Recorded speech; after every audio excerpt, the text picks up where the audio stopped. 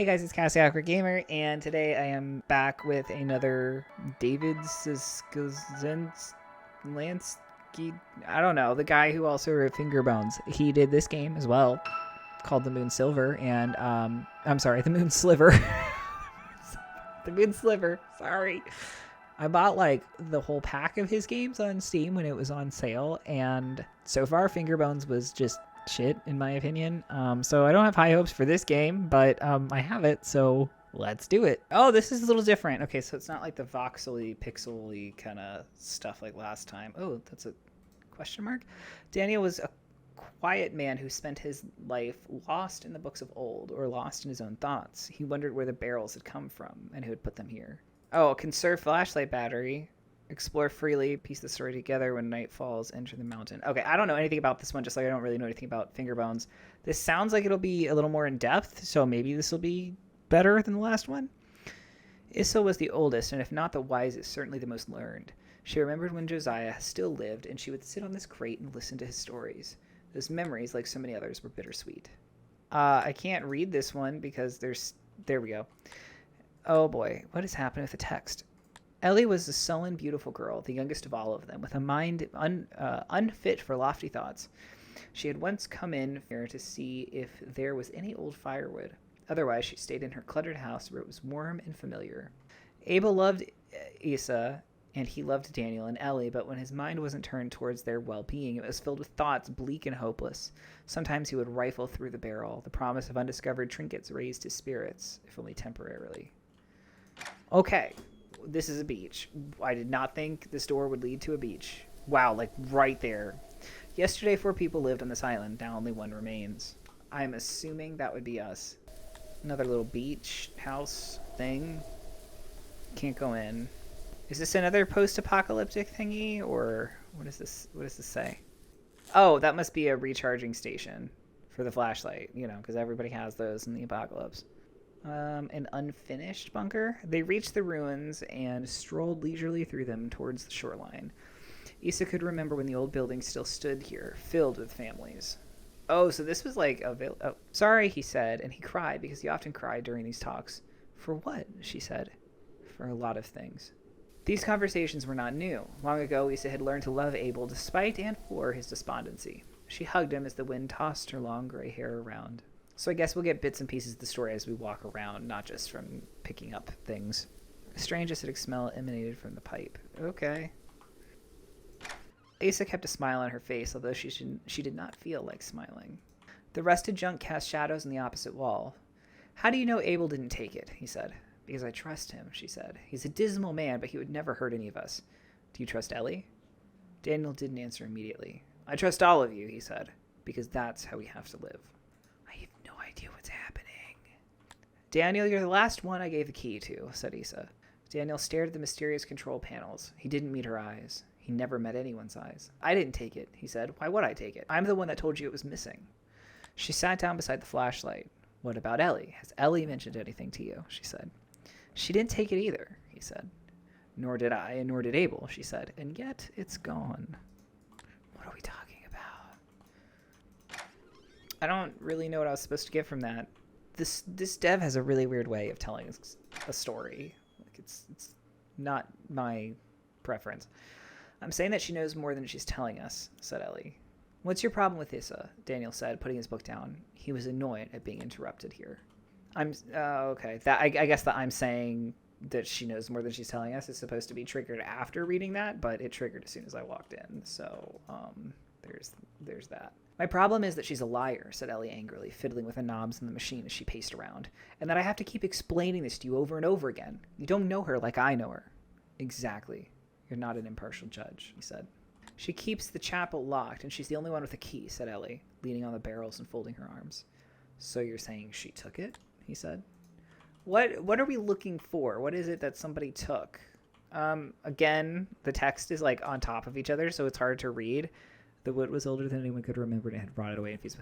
Yeah, this is a really weird way of presenting a story. Like, this is really bizarre. I'm not a huge fan of this. I don't know why these got such good reviews. These games got good reviews. I don't get it. Maybe I'm small brain or something. The mysterious liquid is drained from the tank and into the water long ago. Like, am I supposed to be actively figuring something out or just walking around listening to these people's, like, weird-ass story? I guess just listening, but it's just really weird. I need more context. I'm not smart enough to understand this as it is. Come back when night falls. Okie dokie. How will I know when night falls? Can I force it to happen? The night was wild and cold. The monstrous tracks leading from the hatch were brand new, but the wind quickly erased them. Let's go... Never mind. Let's not go in the hatch.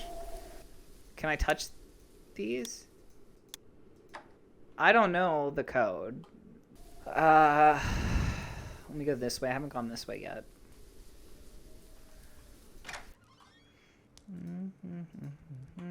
Oh, there's a key.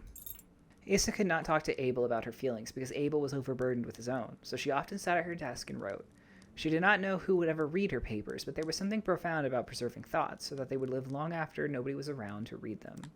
Oh, God, this text, like, UI needs to be fixed. This is really annoying. I remember when the moon still shined, when each night was bathed in warm silver, and the shadows were mysterious and friendly, and the island was a place of joy. That was many years ago.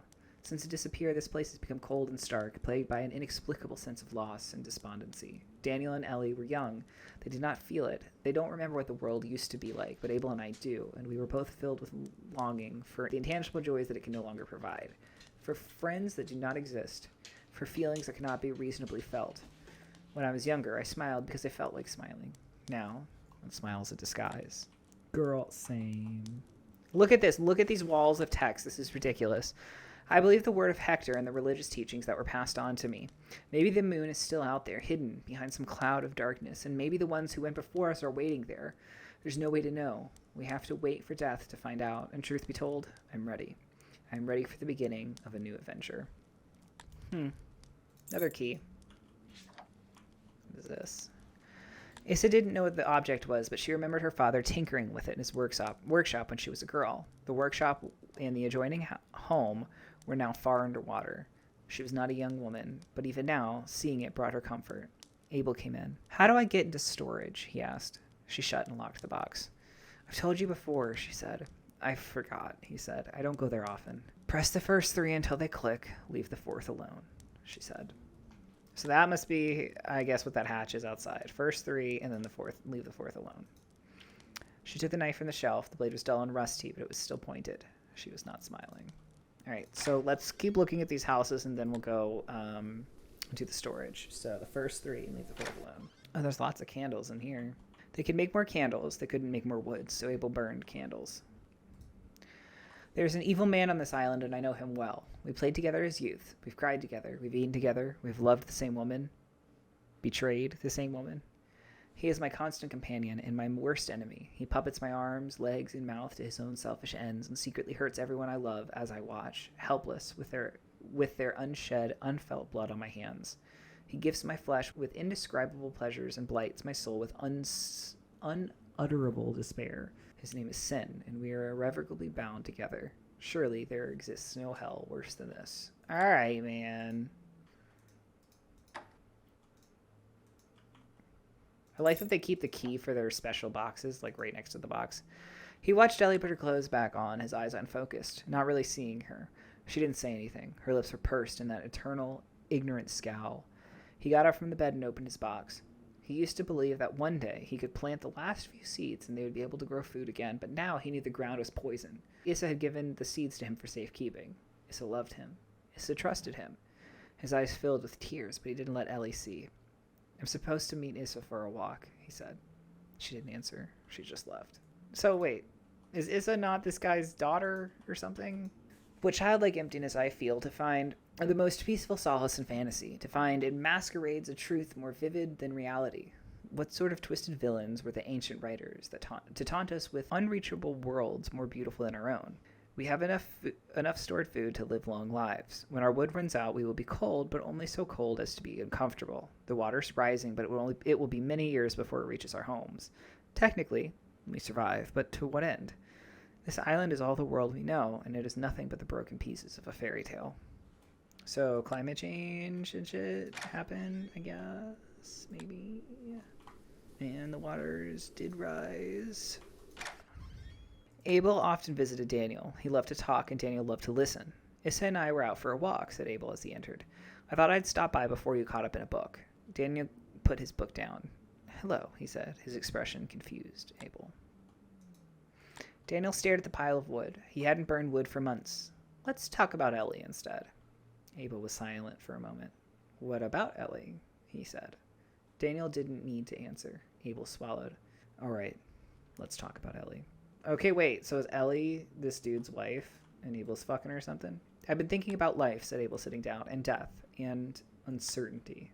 Uh-oh. What is going on, Abel? Ellie was laying on the bed. Daniel came in. She scowled at him suspiciously and beautifully. What were you and Issa doing in the old power building? What were you talking about? What were you and Abel doing at his house yesterday while I was climbing the mountain? He answered, casually flipping through the book on the table. It was covered in dust. Okay, all right, so it's nighttime now, it looks like. So I guess we just needed to, like, go to those houses? Let me see if I can open this. So the first three and leave the fourth alone. Ellie was uneasy. The darkness had never felt this menacing before. It seemed alive, watchful. Oh, it's a maze. I don't like mazes. Oh, I should have charged this flashlight. I don't think there's going to be any jump scares in this game. I don't think it's that kind of game. A family of rats lived amid the crates of dried food. They were perhaps the last animals left alive. Alright, so I think I came from there. So I'm going to go this way. Ellie, Daniel's voice echoed around the tunnels. Silence. She couldn't explain the feeling. It was as though something was lurking around every corner, staying out of sight, staying ahead of her. Daniel heard soft, scratching footsteps behind him. He turned and shined his flashlight around the tunnel. Nothing. Oh, good. Charge that right there. Alright, let's go this way. He called again. Ellie. Still no answer, but he heard the footsteps again. I am not keeping track of what turns I'm making. I hope this has another exit somewhere, because I have no idea how to get back. Oh, a flashlight. He didn't even have time to cry out as the shadow silhouetted in his flashlight beam lunged. What? He didn't even have time to cry out at the shadow silhouetted in his flashlight beam, lunging towards him. Okay, nothing down here. That was a waste. It's just letting us know about, I guess, Daniel being killed by some shadowy figure. The fuck is that?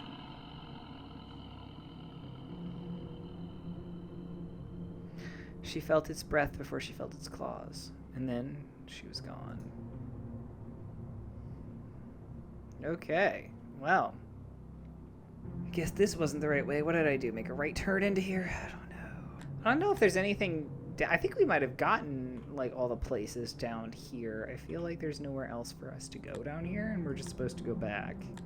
I think I just need to leave now, because I think I've hit all of the rooms. I'm not sure how to get out. I don't know where else to go. What is this? Is this the way out? Because I just want to get out at this point. Yes, we are back out. There we go. Oh, yes. Finally.